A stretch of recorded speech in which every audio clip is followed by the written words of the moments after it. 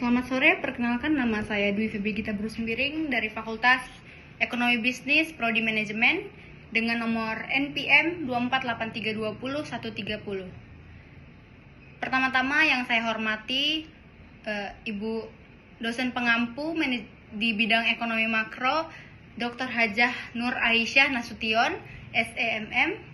Nah, untuk mempersingkat waktu, di sini saya akan mempresentasikan tentang perdagangan internasional dan keseimbangan ekonomi. Presentasi ini akan mengupas tuntas pentingnya perdagangan internasional dan dampaknya terhadap keseimbangan ekonomi nasional dan global. Mengapa perdagangan internasional penting? Definisi: pertukaran barang dan jasa antar negara melewati batas geografis, dan yang kedua ada pertumbuhan ekonomi, mendorong spesialisasi, inovasi, dan peningkatan produktivitas global. Dan yang ketiga ada diversifikasi, memperluas pilihan konsumen dan ketersediaan sumber daya. Dan yang terakhir ada hubungan internasional, memperkuat kerjasama antar stabilitas negara. Teori-teori kunci dalam perdagangan internasional adalah keunggulan absolut, kemampuan suatu negara untuk memproduksi barang lebih efisien dibandingkan negara lain. Yang pertama ada lebih banyak output dengan input yang sama. Yang kedua ada biaya produksi per unit lebih rendah. Keunggulan komparatif, kemampuan suatu negara untuk memproduksi barang dengan biaya kesempatan yang lebih rendah. Fokus pada produksi di mana kerugian relatif paling kecil, dasar untuk perdagangan yang saling menguntungkan. Memahami neraca pembayaran, akur lancar mencatat transaksi barang, jasa, pendapatan, dan transfer unilateral, fokus utama pada ekspor dan impor. Yang kedua ada akun modal dan finansial, merekam aliran investasi langsung, investasi portofolio, dan aset cadangan, mencerminkan kepemilikan aset antar negara. Yang ketiga ada kesalahan dan kelalaian, penyesuaian untuk ketidaksesuaian data statistik, memastikan total neraca pembayaran nol.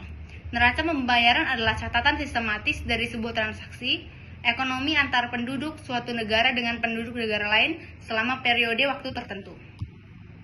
Dampak dari ketidakseimbangan neraca perdagangan ada surplus perdagangan, ekspor melebihi impor, dapat menyebabkan apresiasi mata uang, inflasi, dan tekanan proteksionisme dari negara mitra. Dan yang kedua ada defisit perdagangan, impor melebihi ekspor, dapat menyebabkan depresiasi mata uang, peningkatan utang luar negeri, dan kehilangan lapangan kerja di sektor domestik. Ketidakseimbangan neraca perdagangan dapat memiliki konsekuensi yang signifikan bagi stabilitas ekonomi suatu negara. Kebijakan untuk mencapai keseimbangan ada kebijakan fiskal. Pemerintah dapat menyesuaikan pengeluaran dan pajak untuk mempengaruhi permintaan agregat dan impor. Yang kedua ada kebijakan moneter.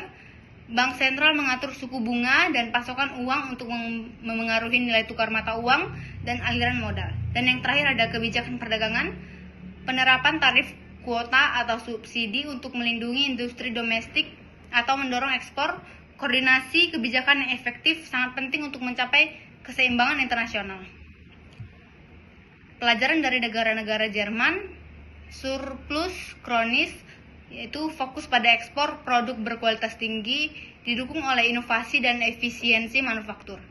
Amerika Serikat, defisit persisten, ketergantungan pada konsumsi dan impor, mencoba kebijakan untuk mendorong manufaktur domestik.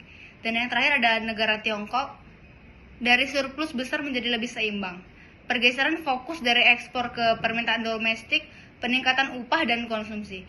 Pengalaman negara-negara ini memberikan wawasan berharga tentang manajemen neraca dan perdagangan. Dan kesimpulannya, perdagangan internasional adalah pilar vital ekonomi global. Mencapai keseimbangan yang berkelanjutan membutuhkan kerjasama internasional dan kebijakan domestik yang adaptif. Pentingnya diversifikasi dan inovasi.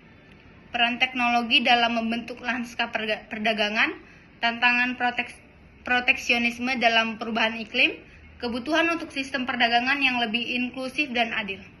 Sekian presentasi saya, terima kasih.